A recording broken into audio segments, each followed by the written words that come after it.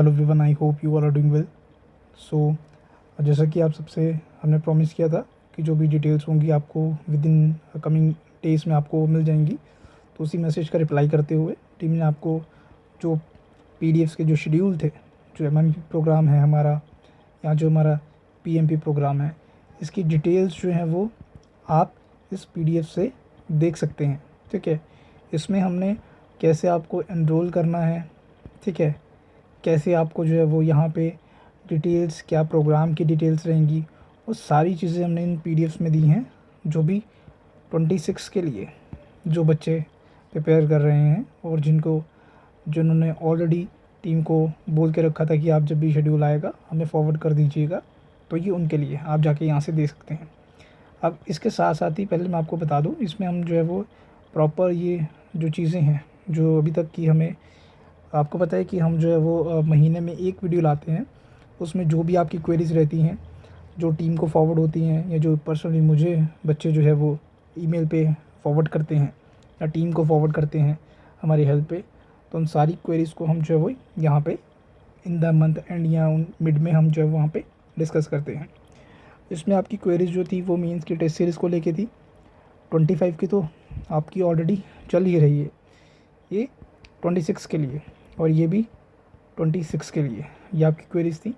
और बाकी जो एग्ज़ाम आपके हैं, ठीक है, उनमें कुछ कंट्रोवर्सीज हुई हैं, ठीक है, उनमें कुछ पैटर्न हमें चेंज देखने को मिला है, तो ये उनको भी हम यहाँ पे भी डिस्कस करेंगे।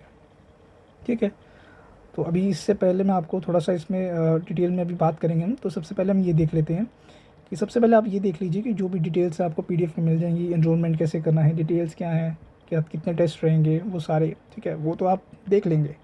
बट फिर भी मैं आपको थोड़ा सा ओवरव्यू दे देता हूँ यहाँ पे।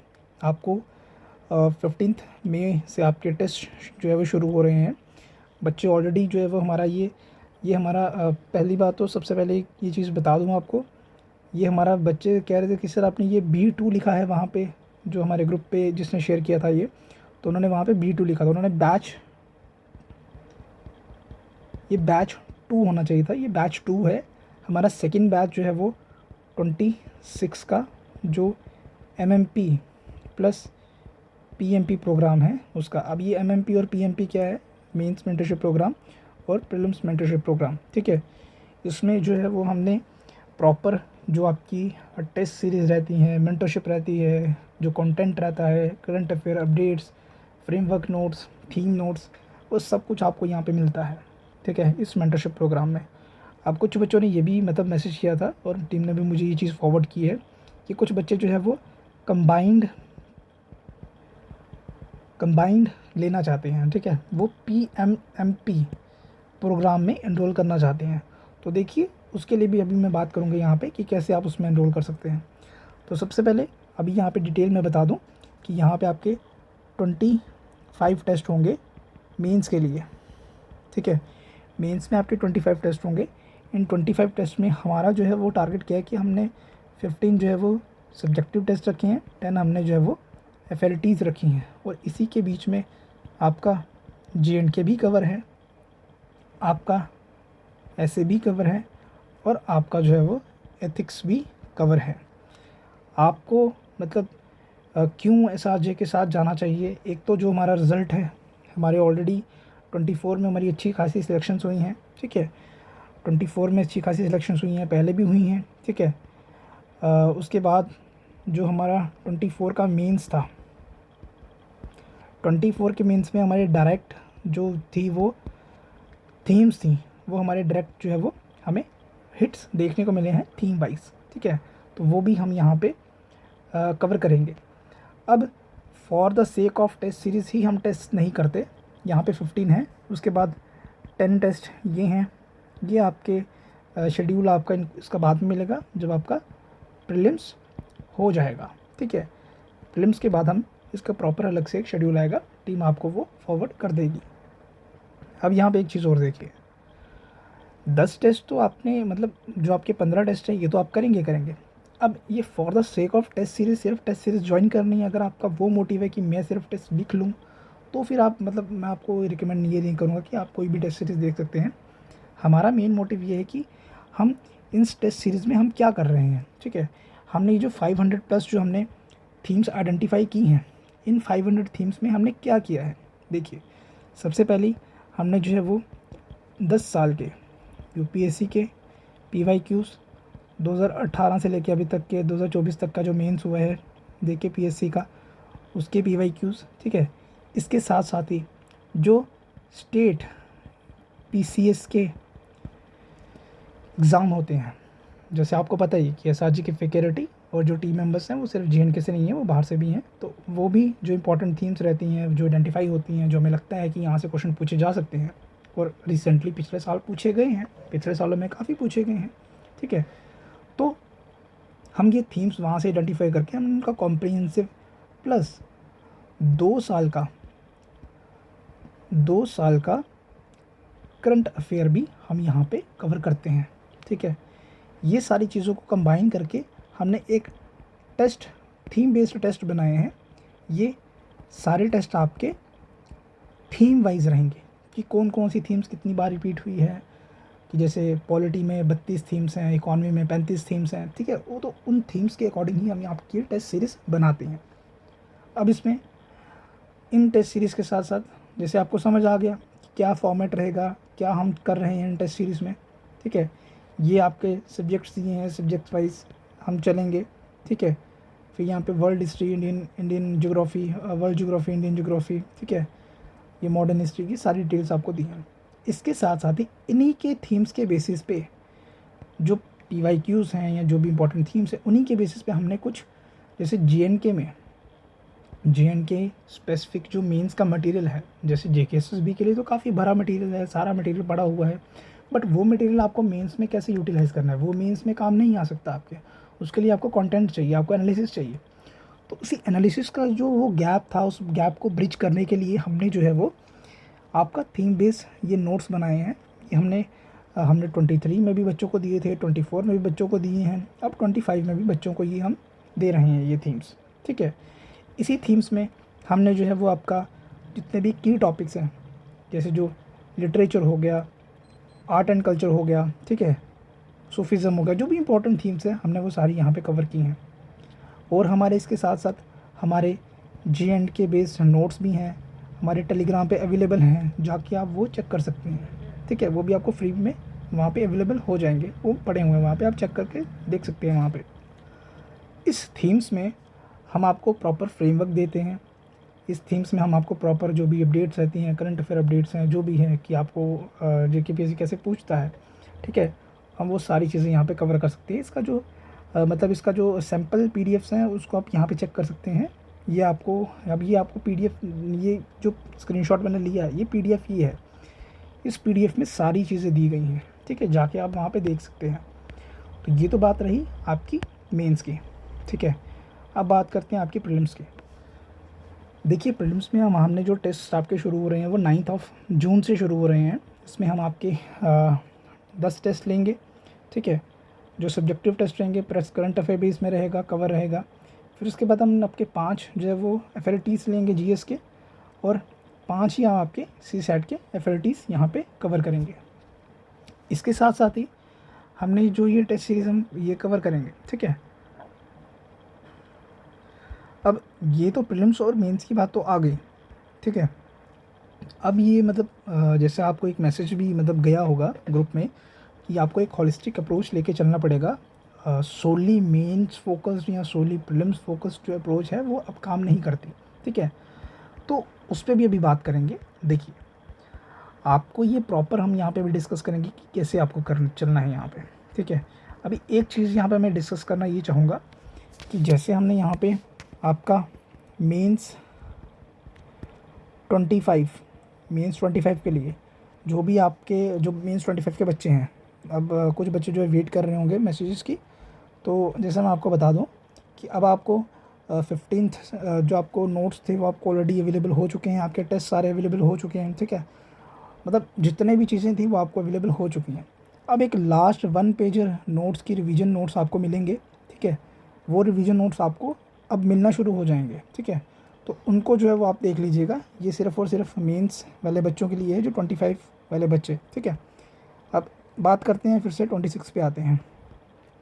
26 पे हमने क्या डिस्कस कर लिया, हमने मेंस का शेड्यूल देख लिया, हमने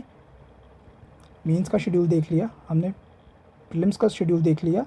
इस मेंस में एक चीज़ मैं आपको और क्लियर कर दूं, इसमें हम आपकी आंसर राइटिंग भी इसमें इंक्लूड रहेगी। इसमें आपका एक 1-to-1 मेंटरशिप ग्रुप बन जाएगा, जिसमें आप अदर देन जो भी आप टेस्ट लिख रहे हैं उसके अलावा भी अगर आपकी क्वेरीज हैं या कुछ भी डाउट्स हैं तो आपके क्लियर हो जाएंगे वहाँ पे, ठीक है। ये सारी चीज़ें हमने देख ली।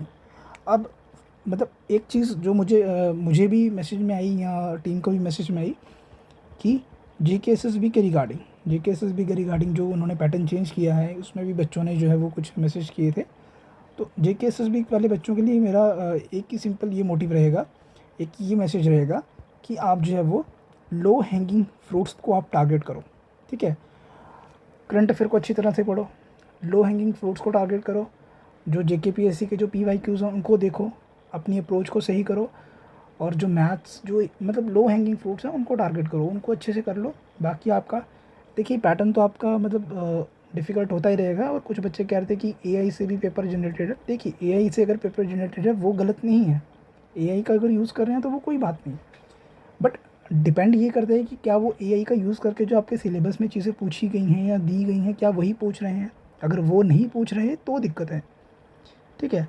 तो बाकी काफ़ी जो मतलब ये बच्चे थे, ये बच्चे भी मतलब कुछ JKPSC के बच्चे भी जो मतलब बैकअप में साथ साथ में लेके चल रहे हैं। तो मेरा आपको ये एडवाइस रहेगा कि सिंपल रखो, चीज़ों को सॉर्टेड रखो, फोकस करो मेन आपका जो लो हैंगिंग फ्रूट्स है उस पर, और प्रैक्टिस पे जितना ज़्यादा प्रैक्टिस कर सकते हो उतनी ज़्यादा प्रैक्टिस करो। अब बात करते हैं जो मेन स्ट्रैटेजी की बात करते हैं। देखो मेंस की हमने बात कर ली, प्रीलिम्स की हमने बात कर ली। अब देखो यहाँ पे सबसे बड़ी चीज़ जो बाकी एग्ज़ाम्स जो बच्चे दे रहे हैं, अभी 25 का प्रीलिम्स भी है, ठीक है, 26 का प्रीलिम्स भी है UPSC का, जो SSC के एग्ज़ाम दे रहे हैं, और JKSSB के जो भी एग्ज़ाम लाइंड अप है, ठीक है, अगर आप वो भी दे रहे हो, ठीक है, तो सिंपल एक चीज़ फॉलो करो, जितनी ज़्यादा प्रैक्टिस कर सकते हो उतनी ज़्यादा प्रैक्टिस करो। सिर्फ पढ़ने से चीज़ें नहीं आएंगी, प्रैक्टिस जब तक नहीं करोगे, आपको बताएगा नहीं, कोई बताने वाला नहीं होगा, तो आपको चीज़ें वहाँ पे क्लियर नहीं होंगी। अब बैक टू द मेन जो हमारा मोटिव है, क्या हमारा प्रोसेस रहेगा, उसमें हम कैसे चलेंगे। देखो हमें पता है कि 26 का नोटिफिकेशन जो है वो जुलाई या अगस्त में आपका आ जाएगा, क्योंकि 23rd को आपका जो है वो मीन्स शुरू हो रहा है, ठीक है। तो ये 23rd को जो आपका मीन्स शुरू हो रहा है, हमने जो ये 25 का जो 26 का जो ये प्रोसेस है, ठीक है, हमने 15 मई से हमारा टेस्ट पहला शुरू हो रहा है, ठीक है। जो आपको पर्पल डॉट्स दिख रहे हैं ये आपके मेंस के टेस्ट हैं, ठीक है। अगर आप गो थ्रू करना चाहते हैं इसको स्क्रीनशॉट लेके देख सकते हैं कैसा कैलेंडर हमने डिज़ाइन किया है यहाँ पे। अब इसमें देखो कि ये जो मई में, हाँ ये जो आपका टेस्ट 1 आपका यहाँ पे 15 से शुरू है, ठीक है। उसके बाद आपका सेकंड टेस्ट आपका 25 से शुरू है, ठीक है। इसको थोड़ा सा हटा देते हैं।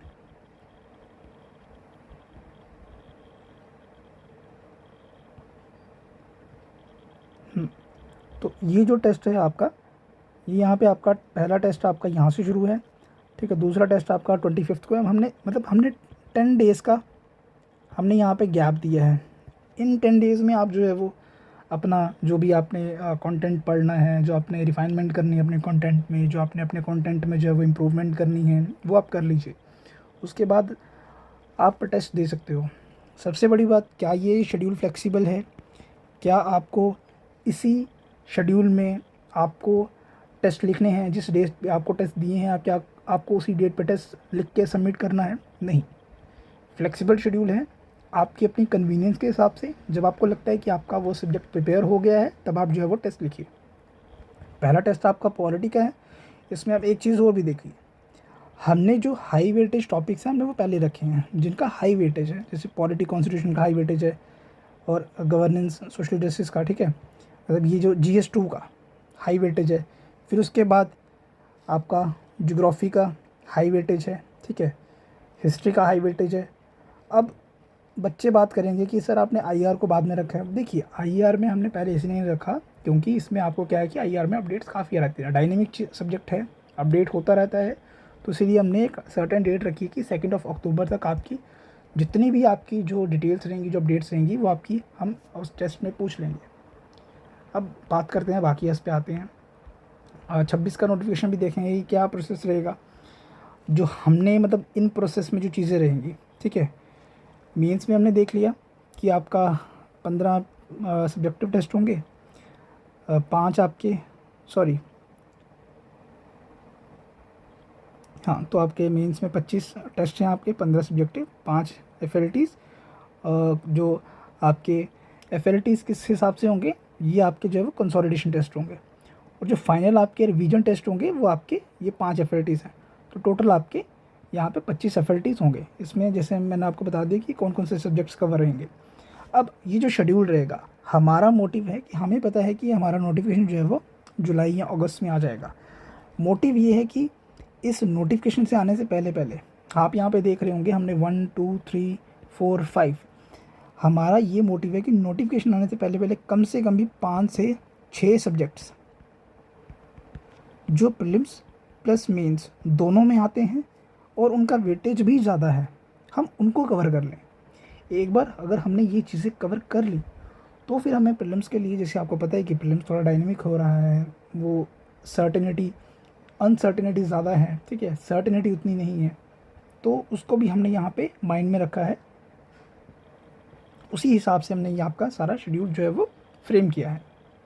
जब एक बार इसके बाद जो बच्चा सिर्फ मेंस में एनरोल होना चाहता है वो मेंस में हो जाए, जो प्रीलिम्स में होना चाहता है वो प्रीलिम्स में हो जाए। प्रीलिम्स का आपका पहला टेस्ट कब होगा, वो आपका 9 जून को होगा। तो 9 जून से हमने आपका पहला प्रीलिम्स का टेस्ट रखा है। ठीक है, और हमने ये टेस्ट भी उस हिसाब से रखा है कि आपको 5-5 दिन का गैप दे दिया है, 10-10 दिन का गैप दे दिया है, ताकि आप अच्छे से रिवीजन करके टेस्ट जो है वो दे सको। फिर से मैं कह रहा हूँ, ये टेस्ट जो है वो फिक्स नहीं है, शेड्यूल फ्लेक्सिबल है, कभी भी आप अपनी कन्वीनियंस के हिसाब से टेस्ट जो है वो दे सकते हो। अब बात करते हैं नोटिफिकेशन की। अगस्त में आपका नोटिफिकेशन आ जाएगा। ठीक है, जुलाई या अगस्त में कभी भी आपका नोटिफिकेशन आ जाएगा। उसके बाद आपका जो मतलब मेन जो आपका एग्ज़ाम होगा वो आपका अगर जुलाई में आता है तो आपका एग्ज़ाम जो है वो आपका अक्टूबर में हो जाएगा। ठीक है, अक्टूबर नवंबर में हो जाएगा। अगर अगस्त में आता है तो नवंबर दिसंबर में हो जाएगा। ठीक है, अब आपको प्रिपेयर रहना है। ठीक है, आपको इस हिसाब से तैयारी करनी है, ऐसे होलिस्टिक तैयारी करनी है कि आपको इस फ्रेमवर्क में, इस टाइम स्टैम्प के साथ आपको पता रहना चाहिए कौन सी चीज़ कब हो रही है। ये प्रॉपर देखो यहाँ पे। ठीक है, ये प्रॉपर देखो। जो भी मई मंथ में जो भी मतलब पहले जो मई से पहले जो भी आपने गलतियाँ की हैं, जो आपने अपना टाइम वेस्ट किया है, अगर आपने प्रैक्टिस नहीं की, आपने आंसर राइटिंग की प्रैक्टिस नहीं की, आपने टेस्ट की प्रैक्टिस नहीं की, आपने रिवीजन नहीं की, आपको वो कोई बात नहीं, उसको अब आप जाने दो। जो टाइम चला गया उसको हम कुछ नहीं कर सकते। जो अभी हमारे पास टाइम है, देखिए अभी हम मई मंथ में हैं, अगले साल इसी मंथ में आपका इंटरव्यूज़ जो हैं वो आपके हो जाएंगे। 26 के वालों की मैं बात कर रहा हूँ, 25 वालों की तो अभी मतलब उनका जनवरी फरवरी में चीज़ें रैप अप हो जाएंगी। ठीक है, चीज़ें रैप अप होके उनका जो है वो सेकंड प्रोसेस लाइंड अप होगा।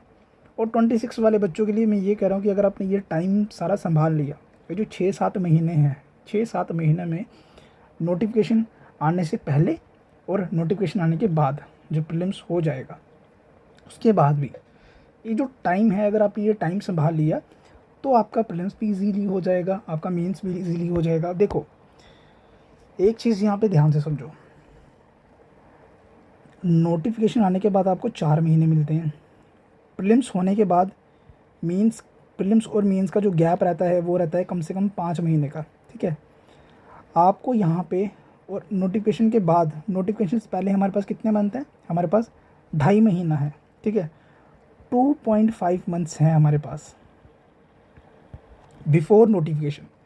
क्यों ना इसी मंथ में हम अपना ऑप्शनल प्लस अपना जो ऐसे का पोर्शन है या एथिक्स का पोर्शन है, प्लस अपने जो 2-4 जो कंपोनेंट्स हैं, जो हैवी वेटेज वाले कंपोनेंट्स, हम उनको कंप्लीट कर लें।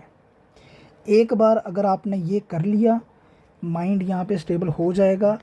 प्रैक्टिस करते रहना, फिर वीकली प्रैक्टिस करो। ठीक है, वीकली प्रैक्टिस करने के साथ साथ ये जो आपका नोटिफिकेशन के बाद के जो 4 महीने हैं, फिर यहाँ पे जो है वो अनसर्टेनिटी नहीं होगी, चीज़ें क्लियर रहेंगी, पता रहेगा कि क्या करना है क्या नहीं करना है।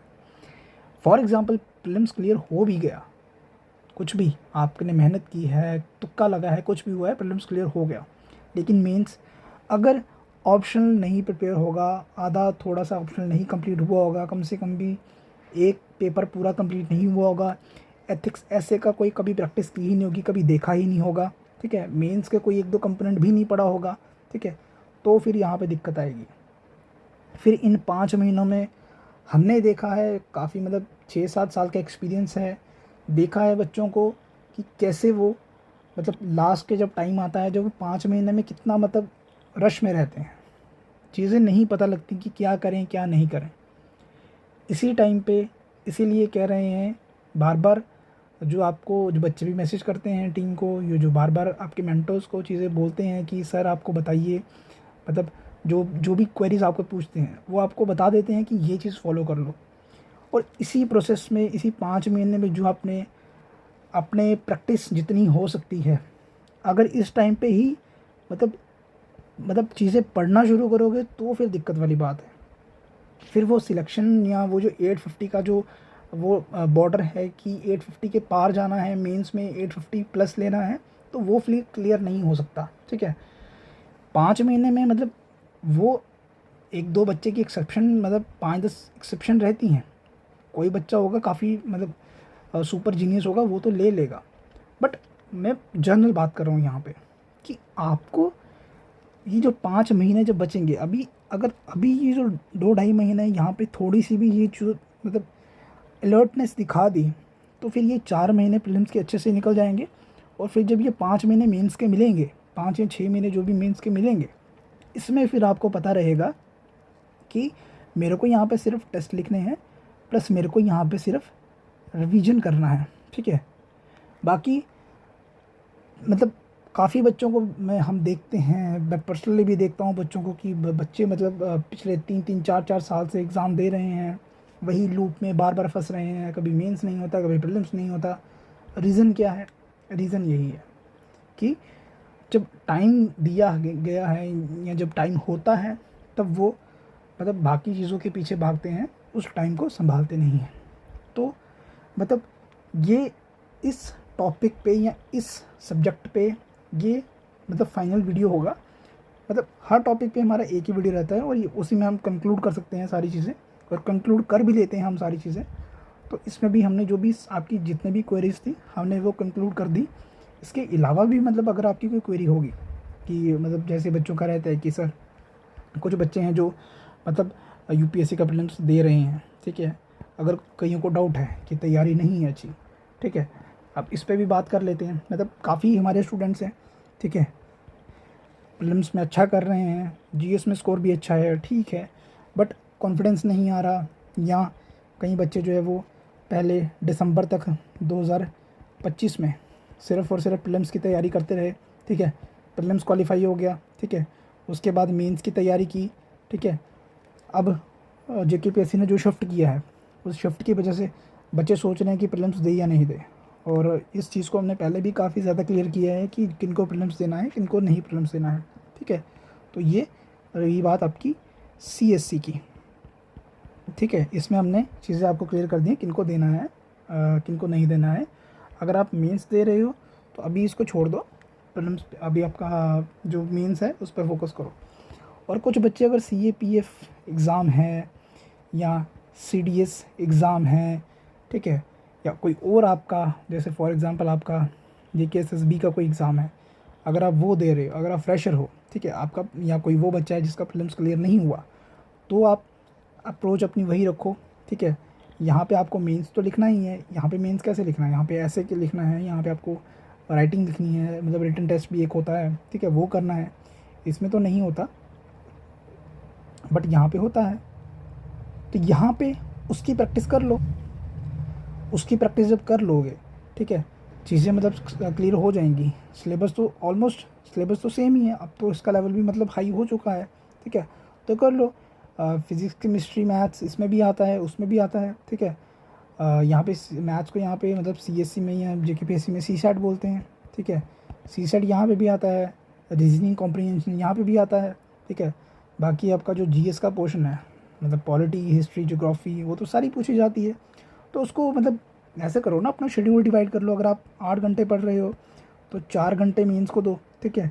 बाकी जो आपका 2 घंटा बचा उसको प्रीलिम्स को दो, और 2 घंटे आपके मेंस को दे दो, ठीक है। तो यहाँ पे भी इस चीज़ को हम यहीं पे कंक्लूड करेंगे। बाकी आपकी कोई भी क्वेरी होगी आप कमेंट सेक्शन में कमेंट कर दीजिएगा, यहाँ टीम को बोल दीजिएगा, ठीक है। आपकी क्वेरी वो सॉल्व हो जाएगी। बाकी आज के लिए बस इतने रखते हैं। Have a nice day, thank you.